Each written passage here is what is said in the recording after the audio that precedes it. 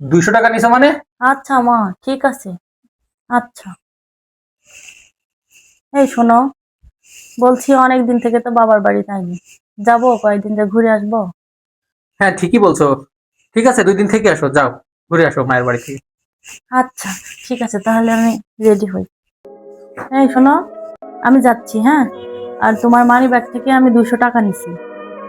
200 টাকা নিছো মানে? না মানে এক জায়গায় যাচ্ছি, হাত খরচা আছে তো সেই জন্য 200 টাকা নিছি। 200 টাকায় কি হয়?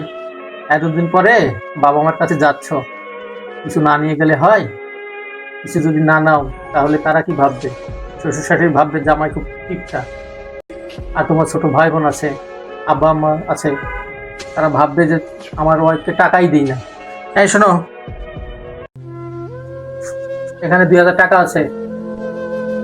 হ্যাঁ, যাওয়ার সময় তোমার ছোট ভাই বোন, আব্বু আম্মুর জন্য অনেক কিছু নিয়ে যাবা, ঠিক আছে? আর শোনো, আবার টাকার হিসাব নেবো বলে কিন্তু টাকা বাঁচায়ও না। তারা যা খেতে পছন্দ করে এগুলো নিয়ে যাবে, ঠিক আছে? যাও। আচ্ছা, ঠিক আছে। স্ত্রীর মা বাবার প্রতি স্ত্রীর দায়িত্ব পালন করলে যেমন স্বামীর অনেক ভালো লাগে, তেমনি স্ত্রীর মা বাবার প্রতি স্বামীর দায়িত্ব পালন করলে স্ত্রীর অনেক ভালো লাগে। স্ত্রীদেরও মনে চায় তার ভাই বোন বাবা মাকে উপহার দিতে। স্ত্রী উপার্জন করে না বলে হয়তো মুখ ফুটে আমাদেরকে বলতে পারে না। তাই স্বামীদের উচিত স্ত্রী যখন বাবা মার বাড়িতে ঘুরতে যায় তাকে সামর্থ্য অনুযায়ী হাত খরচ দেওয়া।